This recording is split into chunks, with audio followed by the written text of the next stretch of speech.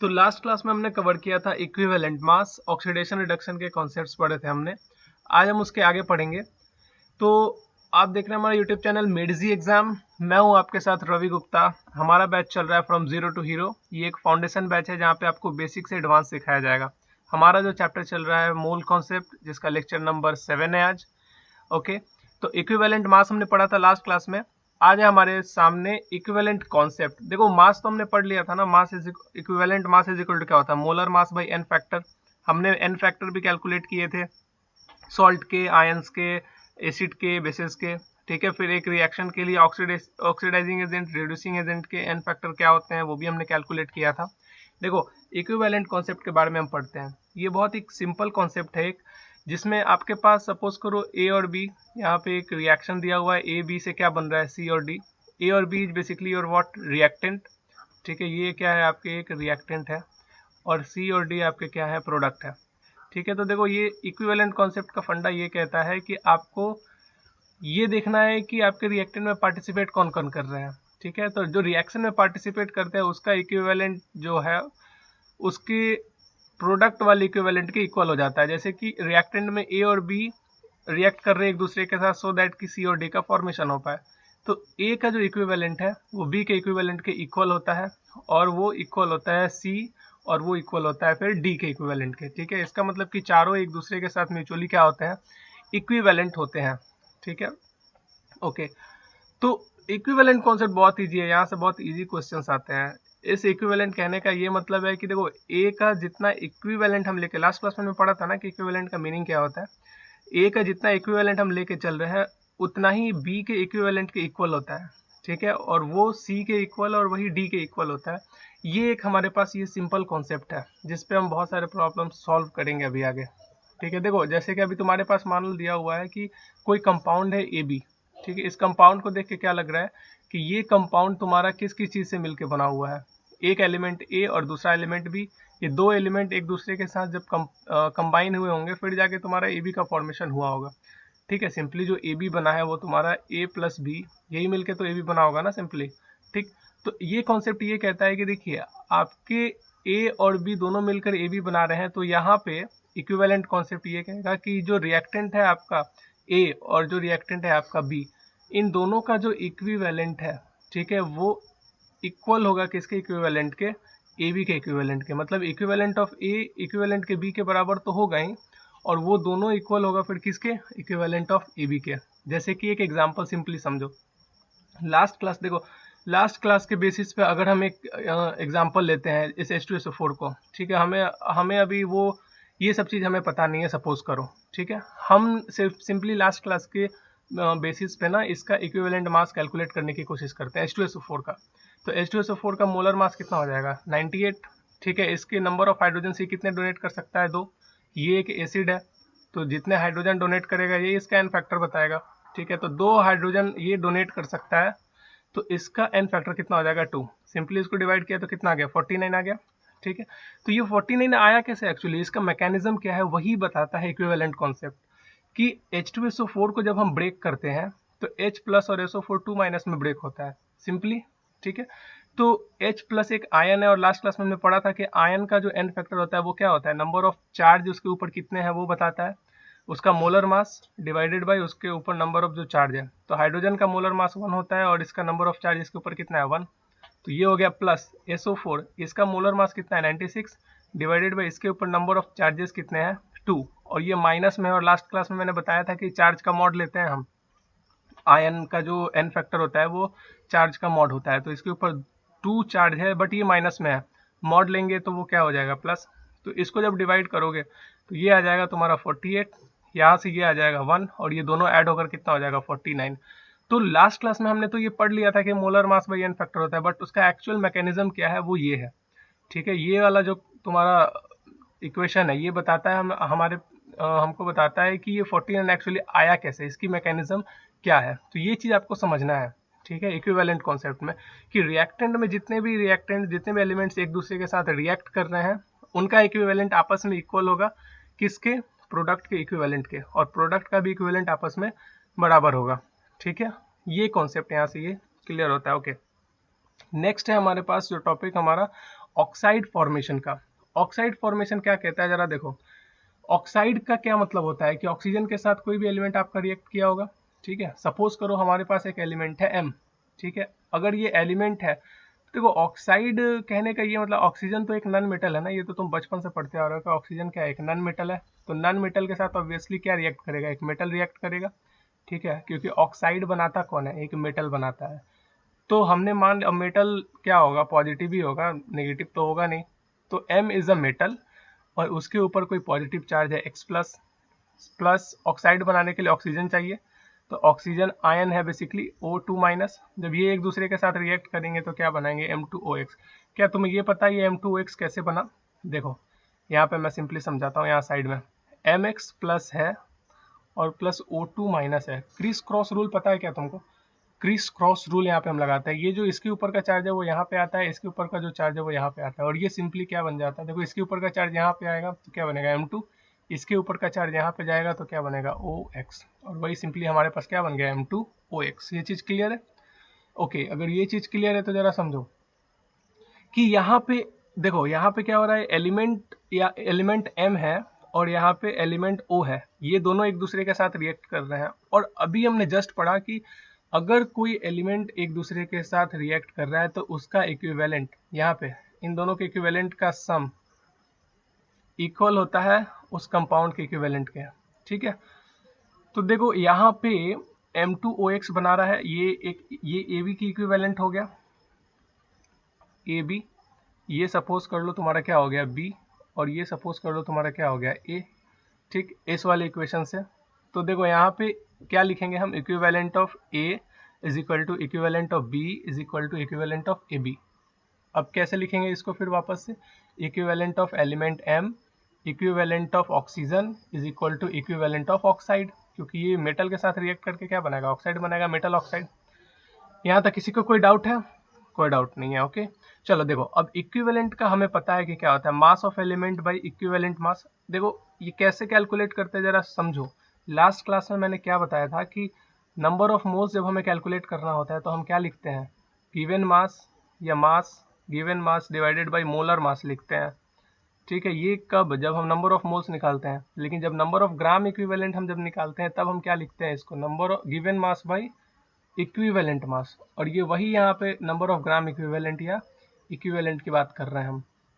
समझ में आ रहा है ये चीज़ की नहीं? यहाँ पे बच्चे बहुत कंफ्यूज होते हैं कि जब हम नंबर ऑफ मोल्स कैलकुलेट कर रहे होते हैं तब हम लिखते हैं गिवन मास बाई मोलर मास, लेकिन हमें कैलकुलेट करना है यहाँ पे इक्विवेलेंट, मतलब कि नंबर ऑफ इक्विवेलेंट कितना है। यहाँ पे नंबर ऑफ मोल्स था, अभी हमें कैलकुलेट करना है नंबर ऑफ इक्विवेलेंट। तो number of equivalent is equal to क्या होता है, given mass divided by equivalent mass, ठीक है। और वही चीज़ मैंने यहाँ पे लिखा है कि एलिमेंट को जब एक दूसरे के साथ रिएक्ट करा रहे हैं, जब इनका नंबर ऑफ ग्राम इक्विवेलेंट लिखना है तब हम क्या लिखेंगे, given mass divided by equivalent मास। ये एलिमेंट का है और ये इक्वल हो जाएगा किसके, ऑक्सीजन के इक्विवेलेंट मास के। तो ऑक्सीजन का क्या हो जाएगा, given mass of oxygen divided by equivalent mass of oxygen, और उसका इक्विवेलेंट मास कितना होता है, 8 होता है, ठीक है। ये मल्टीप्लिकेशन में नहीं है, ये बताने के लिए मैंने लिखा है कि ऑक्सीजन का इक्विवेलेंट मास कितना होता है, 8 होता है।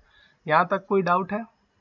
जरा ठीक से समझ लो इस चीज़ को, इस पे बहुत सारे प्रॉब्लम आज हम करने वाले हैं ऑलरेडी, ठीक है।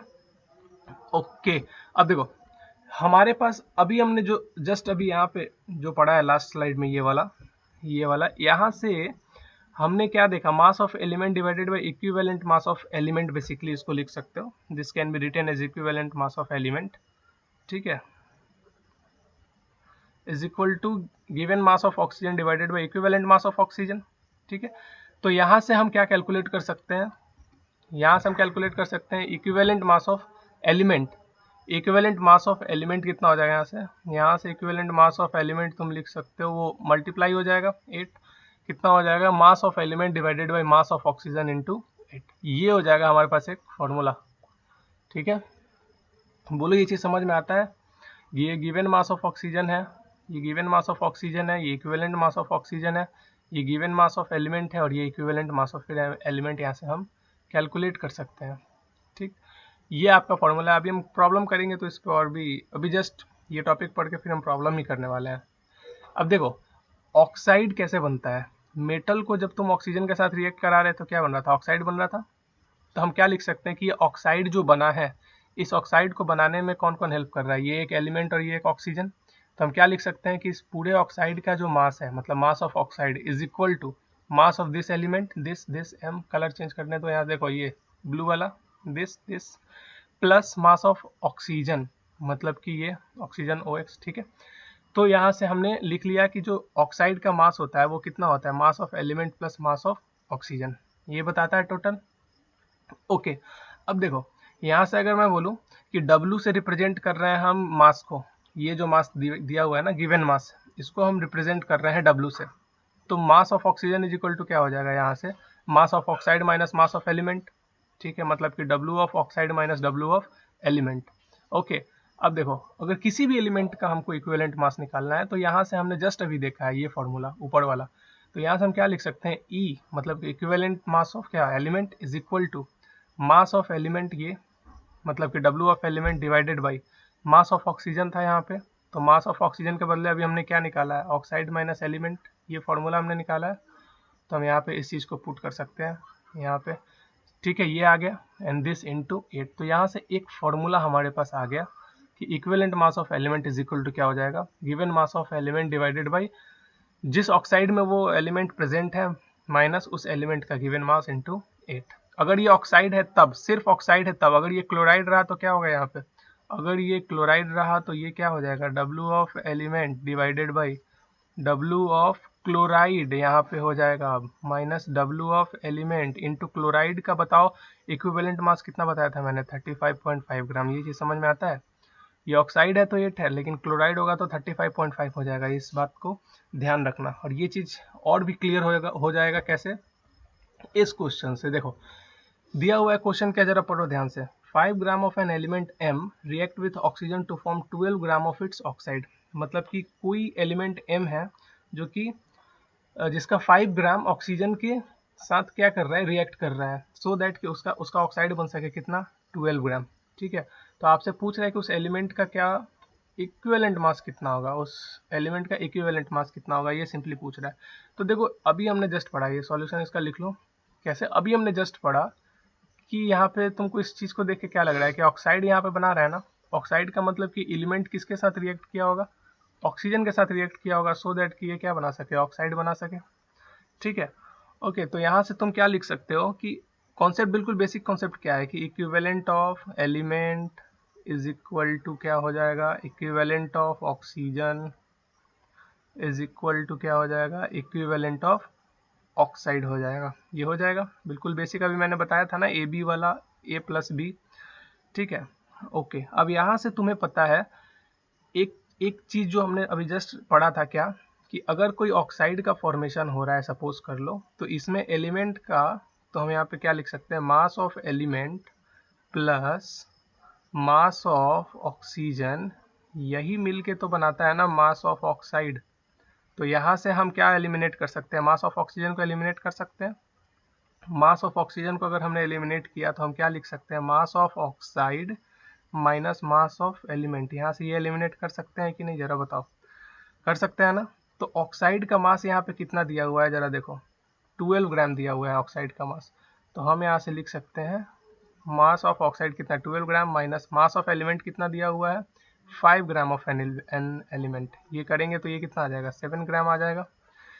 तो देखो यहाँ पे गिवन मास ऑफ ऑक्सीजन तो हमें मिल गया, हमें गिवन मास ऑफ ऑक्सीजन मिल गया, इक्विवेलेंट मास ऑफ ऑक्सीजन हमें पता है, गिवन मास ऑफ एलिमेंट पता है, तो अब इक्विवेलेंट मास ऑफ एलिमेंट आराम से निकाल सकते हैं, फॉर्मूला हमें मालूम है, अभी हमने जस्ट पिछले स्लाइड में पढ़ा था, क्या पढ़ा था, given mass of element divided by equivalent mass of element, E से रिप्रेजेंट करते हैं, this will be equal to given mass of oxygen मतलब 7 gram, this divided by equivalent mass of oxygen मतलब 8, this will become is equal to what, E is equal to कितना हो जाएगा 40 divided by 7, तो ई is equal to कितना आ जाएगा 40 divided by 7, और यही आपका क्या हो जाएगा, आंसर हो जाएगा। तो इस ऐसे बेसिक क्वेश्चंस आते हैं JEE में और नीट में, ठीक है। तो JEE वाले को ज़्यादा प्यार है इस क्वेश्चन से, इस टाइप के क्वेश्चन से, तो जरा इस चीज़ को ध्यान से, ठीक है। अब देखो नेक्स्ट क्वेश्चन, एक जो बताया था ना क्लोराइड का, तो क्लोराइड का कॉन्सेप्ट यहाँ पे यूज होगा, जरा देखो क्वेश्चन को पढ़ो ध्यान से क्या कह रहा है एग्जाम में ना, सबसे पहले क्वेश्चन को ध्यान से पढ़ो और देखो कि क्या इससे रिलेटेड तुमने कभी कॉन्सेप्ट पढ़ा है, ठीक है, क्या कॉन्सेप्ट पढ़ा है तो क्या कह रहा है, जरा देखो 3 gram of an oxide is completely converted into 5 gram of chloride of the same element. ठीक है, calculate the equivalent mass of element. मतलब कह रहा है कि 3 ग्राम एक ऑक्साइड का पूरी तरह से कन्वर्ट हो जा रहा है किसमें, क्लोराइड में। ये मास मत देखो, अभी छोड़ दो, पहले देखो कि ऑक्साइड किस में कन्वर्ट हो रहा है, क्लोराइड में कन्वर्ट हो रहा है। तो यहाँ पे तुम सबसे पहले लिखोगे कि अच्छा ऑक्साइड कन्वर्ट हो रहा है किसमें, क्लोराइड में। ओके, अगर ऑक्साइड क्लोराइड में कन्वर्ट हो रहा है, इसका मतलब कि जो इसका इक्विवेलेंट होगा वो इसके इक्विवेलेंट के बराबर होगा। ये चीज समझ में आता है। इसका मतलब कि जो मास ऑफ जो ऑक्साइड है, ठीक है, जो मास ऑफ जो ऑक्साइड होगा और जो इक्विवेलेंट मास ऑफ जो ऑक्साइड होगा, ये बराबर हो जाएगा किसके, मास of chloride divided by equivalent mass of chloride के बराबर होगा। ये चीज समझ में आता है कि नहीं आता है, बताओ। ये चीज समझ में आता है। ओके, अब दे रहा है कि 3 ग्राम ऑफ एन ऑक्साइड, मतलब कि अब हम यहाँ पे वैल्यू पुट करेंगे ऑक्साइड का कितना, 3 ग्राम divided by equivalent mass of oxide. कैसे, ऑक्साइड कैसे बनता था, मेटल प्लस ऑक्सीजन मिला के। तो हम क्या लिखेंगे यहाँ पे, equivalent mass of element plus equivalent mass of oxygen. ठीक है, हैंडराइटिंग थोड़ी सी गंदी है तो मैनेज कर लेना थोड़ा सा, ठीक है, डिवाइडेड बाई। अब देखो क्लोराइड का यहाँ पे कितना मास दिया हुआ है, 3 ग्राम ऑक्साइड कितने ग्राम क्लोराइड में चेंज हो रहा है, यहाँ पे देखो 5 ग्राम में। तो गिवन मास ऑफ क्लोराइड कितना है, 5 gram, divided by equivalent mass of chloride बताया था फर्स्ट क्लास में 35.5। यहाँ से ये चीज क्लियर है कि नहीं है, बताओ। ओके, क्लियर है तो जरा देखो यहाँ पे फिर से 3 divided by equivalent mass of element को E लिखो, और इक्विवेलेंट मास ऑफ ऑक्सीजन आप जानते हो कितना होता है, 8 होता है, इक्वल टू 5 डिवाइडेड बाई 35.5। और यहाँ से आप कैलकुलेट करो, इसको इसके साथ मल्टीप्लाई करो, इसके इसके साथ मल्टीप्लाई करो। यहाँ से जब आप कैलकुलेट करोगे तो फिर आंसर कितना आ जाएगा, equivalent mass E is equal to, calculate करो, कैलकुलेट करोगे तो 33.25 आपका आंसर आएगा। ठीक है, कैलकुलेट कर लेना, इतने स्मार्ट तो हुई, इंजीनियरिंग का प्रिपरेशन कर रहे हो, ठीक है, मेडिकल का भी कर रहे हो, चलो ठीक है। ये चीज़ क्लियर है कि जब ऑक्साइड से क्लोराइड में चेंज होता है तो पहले हमको सिंपली क्या लगाना है, इक्विवेलेंट इक्वल कर देना है बस, और कुछ नहीं। इक्विवेलेंट इक्वल करेंगे और थोड़ा सा कॉन्सेप्ट देखेंगे कि अगर वो मेटल के साथ रिएक्ट कर रहा है तो फिर कैसे वर्क करेगा वो, क्लियर है। ओके, अगला हमारा जो टर्म है वो है नॉर्मेलिटी। नॉर्मेलिटी, नॉर्मेलिटी क्या है, देखो ये नॉर्मेलिटी इसलिए मैं अभी बता रहा हूँ, उस समय नहीं बताया था मैंने, क्योंकि तुमको इक्विवेलेंट समझना बहुत ज़रूरी था। अभी इक्विवेलेंट तुम समझ चुके हो तो हम नॉर्मेलिटी को आसानी से समझ सकते हैं, ठीक है। जैसे देखो मोलैरिटी हमने पढ़ा था ना, और मोलैरिटी में क्या होता है, number of moles of solute per litre volume of solution. तो वहाँ पे number of moles of solute हम पढ़ते थे, यहाँ पे हम number of equivalents of solute पढ़ेंगे। Number of equivalents of solute, number of equivalents of solute present in 1 litre of solution. अब जरा ये बताओ नंबर ऑफ इक्विवेलेंट क्या होता है, नंबर ऑफ इक्विवेलेंट क्या होता है बताओ, given mass by equivalent mass होता है। Number of equivalent is equal to क्या होता है बताओ, number of equivalent is equal to given mass by equivalent mass. तो देखो यहाँ पे हम यहाँ पे लिख सकते हैं नॉर्मेलिटी को n से रिप्रेजेंट करते हैं, यहाँ पे भी लिख सकते हो normality is represented as n। जैसे मोलैरिटी को कैपिटल M से करते थे, नॉर्मेलिटी को कैपिटल N से करेंगे। तो नॉर्मेलिटी इज इक्वल टू क्या हो जाएगा तुम्हारा, number of equivalent of solute divided by volume of solution. ये पर लीटर के बारे में बोल रहा है, सिंपली वही है तुम्हारा फॉर्मूला, ठीक है। तो ये नॉर्मेलिटी और मोलैरिटी में ये एक रिलेशन आता है, ये कैसे आता है जरा बताओ। नंबर ऑफ इक्विवेलेंट को तुम क्या लिख सकते हो, लास्ट क्लास याद करो जरा, नंबर ऑफ इक्विवेलेंट को हमने क्या लिखा था, मोल्स इंटू एन फैक्टर लिखा था, मोल्स इंटू एन फैक्टर, जरा याद करो वो दिन जब हम पढ़ा करते थे।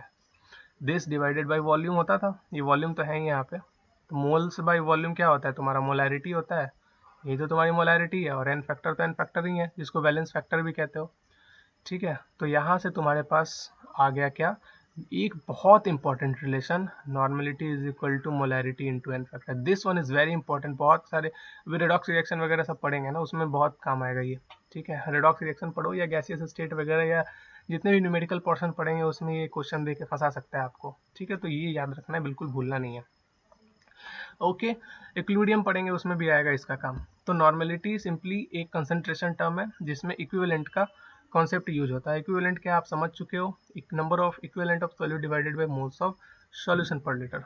ओके, नाउ अब देखो कुछ क्वेश्चंस हम करते हैं और बहुत ही बेहतरीन शानदार क्वेश्चन है जिससे कि आपका कॉन्सेप्ट और भी क्लियर होगा। ठीक है, तो अभी हम क्वेश्चन करेंगे। ओके, तो हमारा पहला क्वेश्चन हमारे स्क्रीन के ऊपर ये रहा। क्या है ये स्क्रीन के ऊपर पहला क्वेश्चन, जरा देखो तो, कि HCl प्लस MnO2 दिया हुआ है। ठीक है, HCl प्लस MnO2 ये दोनों एक दूसरे के साथ रिएक्ट करके बना रहे हैं MnCl2 plus H2O plus Cl2। तो how much HCl is needed for complete reaction with 69.6 gram of MnO2। मतलब ये 69.6 ग्राम ऑफ MnO2 के साथ रिएक्ट करने के लिए, कंप्लीटली रिएक्ट करने के लिए कितना HCl हमें चाहिए। एक इक्वेशन ये हमें दिया हुआ है, हमसे पूछ रहा है कि आपको कितना, हाउ मच HCl, मतलब कितना HCl आपको चाहिए, जरूरत है, सो दैट कि 69.6 gram of MnO2 complete react कर जाए। तो जरा दिमाग लगाओ, कंप्लीट रिएक्ट कर जाए, और ये सब चीज के लिए हमने स्टोइकियोमेट्री पढ़ रखा है। यहाँ पे मास के टर्म में दिया हुआ है, तो याद करो, मास मेथड, मोल मेथड, पीओएसी बताया था मैंने ये भी कहा था कि आप मास मेथड, मोल मेथड और पीओएसी देख कर यूज करोगे, कहीं भी कुछ भी यूज नहीं कर दोगे, जो जहाँ के लिए कन्वीनियंट है उसके लिए वहाँ पे यूज करोगे। ठीक है, तो देखो यहाँ पे हम क्या यूज कर सकते हैं, मास दिया है सिंपली, तो मास मेथड यूज कर सकते हैं। जरा मास मेथड यूज करके देखो। सबसे पहले मास मेथड के लिए पहला फंडा क्या होता है कि हम उसको क्या करेंगे, किसी भी इक्वेशन, जो भी इक्वेशन दिया हुआ है उसको हम क्या करेंगे, बैलेंस करेंगे। ठीक है, तो बैलेंस करो इसको जरा। क्या ये बैलेंस है, पहले से देख लो बैलेंस है कि नहीं। बैलेंस तो नहीं दिख रहा है, बैलेंस नहीं दिख रहा है, तो इसको बैलेंस करो। देखो यहाँ पे कितना मैग्नीज है, मैग्नीज तो ठीक है। हाइड्रोजन देखो, हाइड्रोजन 2 है। क्लोरीन देखो, सबसे पहले यहाँ पे क्लोरीन कितना है, 4 क्लोरीन है, यहाँ पे 4 क्लोरीन करो। हाइड्रोजन कितना है, 4। अब यहाँ पे हाइड्रोजन, यहाँ पे 2 लगा दो, 2 हाइड्रोजन 2 ऑक्सीजन हो गया। मैग्नीज, ओके चलो ये बैलेंस है बिल्कुल। अब देखो जरा यहाँ पे एक चीज, ये तो बिल्कुल बैलेंस है ना। ठीक है, ओके, तो कितने ग्राम मैग्नीज के लिए कितना ग्राम HCl बन रहा है, कितने ग्राम मैग्नीज के लिए कितना ग्राम HCl बन रहा है, जरा देखो। यहाँ पे ये इसके आगे 1 लगा हुआ है, इसका मतलब कि इसका 1 मोल। तो हम यहाँ पे ये लिख सकते हैं कि हम मास लेकर चल रहे हैं ना इसका। ठीक है, हम इसका मास लेकर चल रहे हैं बेसिकली। ठीक है, तो इसका हम अगर मोलिकुलर वेट निकालेंगे तो ये कितना आ जाएगा, ये हो जाएगा तुम्हारा 62 जा 32 प्लस, ये हो जाएगा तुम्हारा 87। मतलब कि 87 ग्राम ऑफ MnO2 के लिए हम, हमारे 1 of MnO2, 1 mole of MnO2 के लिए 4 मोल ऑफ HCl चाहिए। इसका मतलब कि 87 ग्राम ऑफ MnO2 के लिए 4 इंटू इतना ऑफ HCl चाहिए, मतलब कि 4 इंटू 36.5 ग्राम ऑफ HCl चाहिए। अब ये कैसे आया 36.5, दोनों ये 35.5 प्लस ये 1 किया तो कितना आ गया 36.5 ग्राम ऑफ HCl। ठीक है, ओके, तो 1 ग्राम ऑफ MnO2 के लिए कितना हो जाएगा बताओ, 1 ग्राम ऑफ MnO2 के लिए ये हो जाएगा तुम्हारा 4 into 36.5 divided by 87 gram of, क्या हो जाएगा, HCl।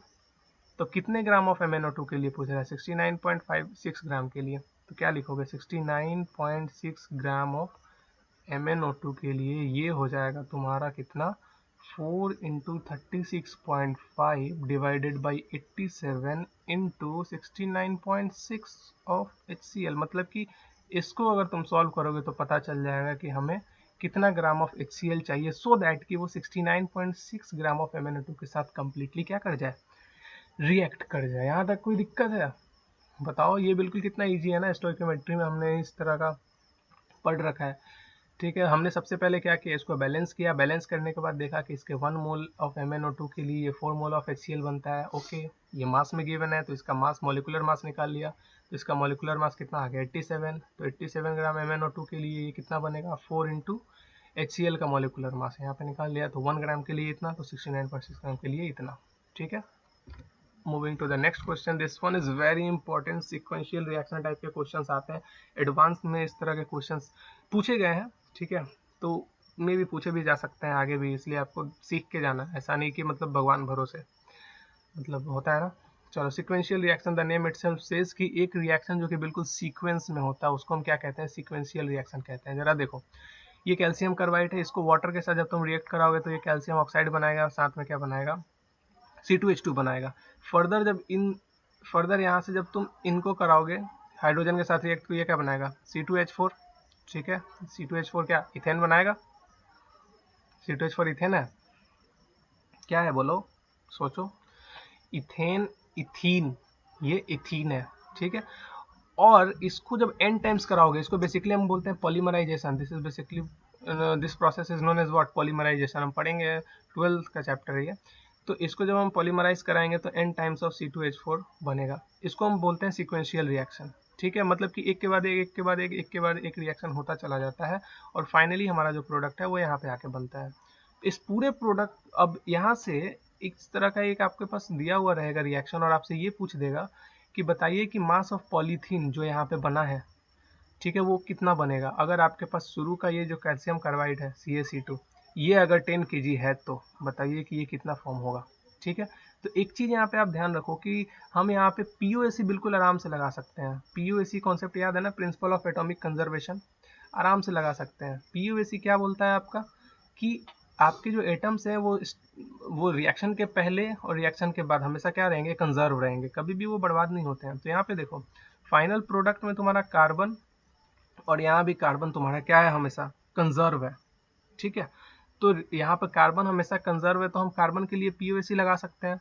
यहाँ भी कार्बन, वहाँ भी कार्बन, कैल्शियम तो है नहीं, कंजर्व कौन हो रहा है, कार्बन ही हो रहा है, ठीक है। तो हम यहाँ पे लगाएंगे POAC फॉर क्या, कार्बन। तो POAC फॉर कार्बन, POAC का क्या फंडा होता था, कितने नंबर ऑफ एटम्स है यहाँ पे CaC2 में कार्बन के, 2। तो क्या लिखेंगे, 2 into number of moles of CaC2, ठीक है, दिस इक्वल टू, यहाँ पे कार्बन कितना है 2 और n से मल्टीप्लाई करेंगे तो कितना हो जाएगा 2n, 2n into moles of क्या हो जाएगा C2H4 का होल n, हो जाएगा कि नहीं हो जाएगा बताओ, ये चीज़ हो जाएगा ना। ओके, 2 से 2 यहाँ पे क्या होगा, कैंसिल होगा, ये चीज़ समझ में आता है। ओके, अब मोल्स ऑफ CaC2 को हम कैसे कैलकुलेट करेंगे, इसका गिवन मास दिया हुआ है 10 kg, इसको हम ग्राम में अगर चेंज करेंगे तो 1000 से मल्टीप्लाई करेंगे, डिवाइडेड बाई इसका मोलर मास हम कैलकुलेट करेंगे, ये 40 और ये 24, कितना हो जाएगा 64। Okay, this will become equal to n into moles of ये C2H4 का होल n, कैसे कैलकुलेट करेंगे इसके नंबर ऑफ मोल्स, क्या होगा, गिवन मास ऑफ C2H4 का होल n डिवाइडेड बाई इसका खुद का मोलर मास, कितना हो जाएगा 28 और n टाइम्स इसका 28 ही होगा ना, ये 24 और ये कितना हो जाएगा 4 प्लस कितना हो जाएगा 28 और n टाइम्स है तो n से मल्टीप्लाई करेंगे, ठीक है। ओके, अब यहाँ से तुम सिंपली देखो n से n यहाँ पे कैंसिल आउट हो गया, अब हमें ये मिल जाएगा। तो गिवन मास ऑफ C2H4 जो हमें कैलकुलेट करना है ये कितना आ जाएगा 10,000 डिवाइडेड बाई 64 इंटू 28 और यहाँ से जो आपका आंसर आएगा वो हो जाएगा मास ऑफ क्या, पॉलीएथिलीन, यही है आपका पॉलीएथिलीन, ठीक है। एथीन भी बोलते हैं उसको। पॉली क्यों लगाया, क्योंकि n टाइम्स है, उसके n मॉलिक्यूल्स हैं, ठीक है। तो इस तरह के क्वेश्चंस आते हैं आपके JEE एडवांस टाइप में, ऐसे क्वेश्चंस आते हैं बच्चों को थोड़ा सा फंसाने के लिए, बट आपको फंसना नहीं है, आप स्मार्ट बच्चे हो, ठीक है। ओके, नेक्स्ट वन इज, देखो नेक्स्ट हमारा जो सवाल है वो ये है इम्प्योर परसेंटेज प्योरिटी पे। परसेंटेज प्योरिटी हमने पढ़ा था ना, याद है वो डेयरी मिल्क वाला जिसमें रैपर वगैरह पढ़ा था, चॉकलेट वगैरह, बिल्कुल वैसे ही चीज़ है ये, बिल्कुल। इसमें क्या कह रहा है जरा देखो, बोल रहा है कि 50 gram of 80% pure CaCO3 is heated, तो calculate the volume of CO2 gas produce at NTP। Okay, बाद वाले से हमें कोई मतलब नहीं है, पहले हमें शुरू में ये देखना है कि 50 ग्राम ऑफ 80% प्योर CaCO3 दिया हुआ है, इसका मतलब क्या कि इम्प्योर सैंपल कितना है हमारे पास, हमारे पास जो इम्प्योर सैंपल है वो कितना है 50 ग्राम है। लास्ट में एक उस लेक्चर में, जिस लेक्चर में मैंने ये बताया था परसेंटेज प्योरिटी, उसमें एक एग्जांपल मैंने कराया था, याद हो आपको तो, ठीक है। तो 50 ग्राम ऑफ यहाँ पे इम्प्योर सैंपल है और इसका अगर हम प्योरिटी चेक करें तो प्योर सैंपल कितना निकल जाएगा इसमें से बताओ, 80% निकल जाएगा। तो 50 का 80% कितना हो जाएगा, ये हो जाएगा आपका 40 ग्राम हो जाएगा, बोलो होगा कि नहीं होगा, 40 ग्राम होगा ना, 40 ग्राम। ओके, अब हमें पता है कि जब CaCO3 को हम गर्म करते हैं तो क्या बनता है, CaO प्लस CO2 बनता है। यहाँ तक किसी को कोई डाउट है, ठीक है। चलो अब देखो इसके स्टोइकियोमेट्रिक कोफिशिएंट को देखो, ये 1 मोल के लिए ये कितना CO2 बन रहा है 1, क्योंकि हमसे क्या पूछ रहा है फाइनली कि CO2 गैस कितना बनेगा एट NTP। NTP याद करो, NTP पे जो वॉल्यूम होता है वो कितना होता है 22.4 लीटर। ओके, वो बाद में काम आएगा, अभी हमसे CO2 के बारे में पूछ रहा है, मतलब ये CaO का कोई मतलब ही नहीं है, ठीक। चलो, तो 1 मोल ऑफ CaCO3 के लिए ये कितना CO2 बन रहा है? 1 मोल बन रहा है। 1 मोल ऑफ CaCO3 के लिए ये 1 मोल ऑफ CO2 बन रहा है। ठीक, तो यहाँ पे जो प्योर सैंपल है ये किसका है? CaCO3 का ही तो है। ये गिवन मास है। इसको अगर हम मोलर मास से डिवाइड कर देंगे, मतलब CaCO3 के मोलर मास से डिवाइड कर देंगे, इसका मोलर मास कितना हो जाएगा? 40 + 12 + 48 कितना हो जाएगा बताओ? 100 होगा। ठीक है, तो ये हो जाएगा तुम्हारा 0.4। तो number of moles of CaCO3 कितना निकल गया? 0.4 निकल गया। इसका ये मतलब है इसके स्टोइकियोमेट्रिक कोफिशिएंट 1 के लिए CO2 कितना बन रहा था? 1।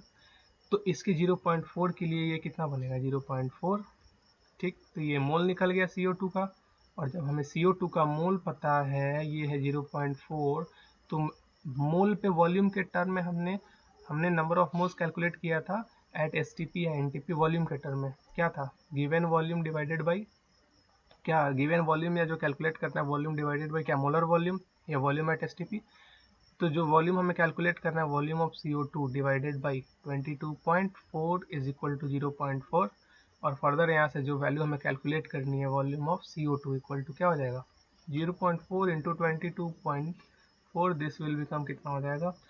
ये 4 to 4 4 से 16, 4 to 8, 4 to 9, 8.96। 8.96 क्या? लीटर या मिलीलीटर? लीटर। ठीक है, यही हमारा क्या हो जाएगा? आंसर हो जाएगा। तो यहाँ पे देखा आपने कि परसेंटेज प्योरिटी का कॉन्सेप्ट यूज़ करके हमने इस प्रॉब्लम को सॉल्व किया। तो इस टाइप के क्वेश्चंस आते हैं JEE मेन में, बहुत इजी है, बहुत टफ नहीं है। बस आपको याद रखना है कि इसमें हम कौन सा कॉन्सेप्ट यूज़ करेंगे। देख के बिल्कुल पैनिक नहीं होना है लाइक कि क्या हो गया ये। ठीक है, ओके। नेक्स्ट क्वेश्चन जो है हमारे पास बहुत ईजी क्वेश्चन है। जरा देखो, पढ़ो ध्यान से क्या लिखा हुआ है। एक रिएक्शन आपके पास गिवन है 6 LiH प्लस 8 BF3, ये दे रहा है 6 LiBF4 प्लस B2H6। फिर बोल रहा है कि अगर हम स्टार्ट करते हैं on starting with 2 mole each of LiH and BF3 का 2-2 मोल इनिशियली हम लेकर अगर चलते हैं रिएक्शन के स्टार्ट में, तो ये बताइए कि B2H6 का कितना मोल फिर जाकर बनेगा। याद करो जरा लिमिटिंग रिएजेंट, याद करो लिमिटिंग रिएजेंट में क्या बताया था। सबसे पहले तो इस इक्वेशन को लिख लो। लिमिटिंग रिएजेंट में क्या बताया था, जरा याद करो। लिमिटिंग रिएजेंट क्या कहता है? लिमिटिंग रिएजेंट यही बोलता है ना कि आपकी रिएक्शन में कोई भी एक पहले जो कंज्यूम हो जाए वही आपका लिमिटिंग रिएजेंट होगा, और दोनों में से कोई एक कंज्यूम हो गया तो रिएक्शन तो फर्दर होगा ही नहीं, और वहाँ पे जितना एक की वजह से दूसरा कंज्यूम हुआ उसका हम वैल्यू निकालते थे। तो देखो, इनिशियली हम at t is equal to 0 पे, जिसको हम इनिशियल कहते हैं, शुरू में दो मोल दोनों का लेकर चल रहे हैं। तो how to calculate limiting reagent, कैसे कैलकुलेट करेंगे? क्या करते हैं हम, इसके स्टोइकियोमेट्रिक कोफिशिएंट से डिवाइड करते हैं। तो 2 डिवाइडेड बाई क्या हो जाएगा? 6। ये हो जाएगा 1/3 और ये हो जाएगा 0.33। यहाँ क्या हो जाएगा? 2 डिवाइडेड बाई 8, ये हो जाएगा 1/4 और ये हो जाएगा 0.25। इन दोनों में वैल्यू किसकी कम आई? इन दोनों में वैल्यू किसकी कम आई? 0.25। इसका मतलब कि लिमिटिंग रिएजेंट कौन हो जाएगा? 8BF3, यही हमारा लिमिटिंग रिएजेंट होगा। ओके, अब जो लिमिटिंग रिएजेंट जो बन गया ना वो पहले खत्म होगा। इसका मतलब कि गाड़ी की स्टीयरिंग उसी के हाथ में है, वही गाड़ी चलाएगा। ठीक, तो देखो यहाँ जो 8BF3 है, तो 8BF3 के लिए कितना बन रहा है तुम्हारा B2H6? 1 मोल ऑफ B2H6 बन रहा है। ठीक है, 8BF3 के लिए 1 B2H6 बन रहा है, तो 1 के लिए कितना बनेगा? ये 1/8 B2H6 बनेगा, बनेगा ना।